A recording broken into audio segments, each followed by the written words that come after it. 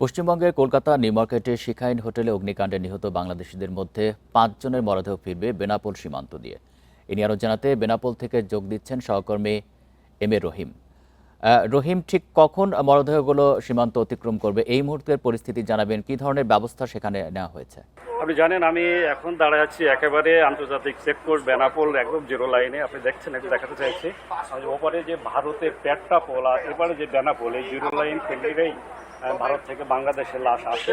এখানে আপনি জানেন যে 19শে আগস্ট যে কলকাতার একটি হোটেলে যে অগ্নিদগ্ধ হয়, সেখানে আপনি আগে বললেন যে 7 জন বাংলাদেশের লাশ শনাক্ত হয়েছে, তার মধ্যে 5 জনের লাশ বেনাপোল স্থলবন্দর দিয়ে হস্তান্তরের কথা রয়েছে।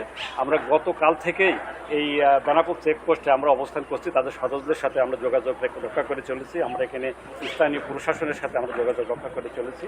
আমরা যেখানে দেবাশিস দত্ত সহ তার স্ত্রী, তার কন্যা, তার বাবা সহ যেমন 4 জন মারা গেছে, অন্যদিকে ঢাকার সাভারের আমিননগর এলাকার একজন ব্যবসায়ী আহমেদ বাবু, তিনি সেখানে অগ্নিদগ্ধ হয়েছে। আমরা কথা বলেছি আহমেদ বাবুর ভাই মনির হোসেনের সাথে, তিনি আমাদেরকে যেটা জানিয়েছেন, তারা কালকেই তাদের আশা ছিল এই লাশটি তাদের মধ্যে হস্তান্তর করা হবে। এখানে একটি একটি অ্যাম্বুলেন্স এখানে রেডি রাখা হয়েছে তাদের স্বজনকে নেওয়ার জন্য।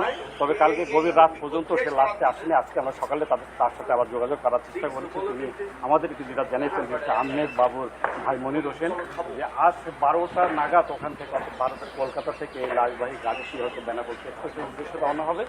তবে আমরা এখানে বন্দরের বিভিন্ন বন্দর সংশ্লিষ্ট কথা বলেছি, ওখানে এনএসসি সহ দুদেশের যে আনুষ্ঠানিক যে আইনি প্রক্রিয়া, এই আইনি প্রক্রিয়া অনেকটা সম্পূর্ণের পথে।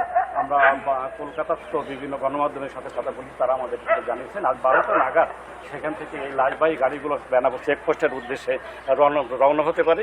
এখানে অধীর অপেক্ষায় প্রহারগঞ্জের সেই স্বজনেরও কখন আসবে তাদের কাঙ্ক্ষিত লাশ।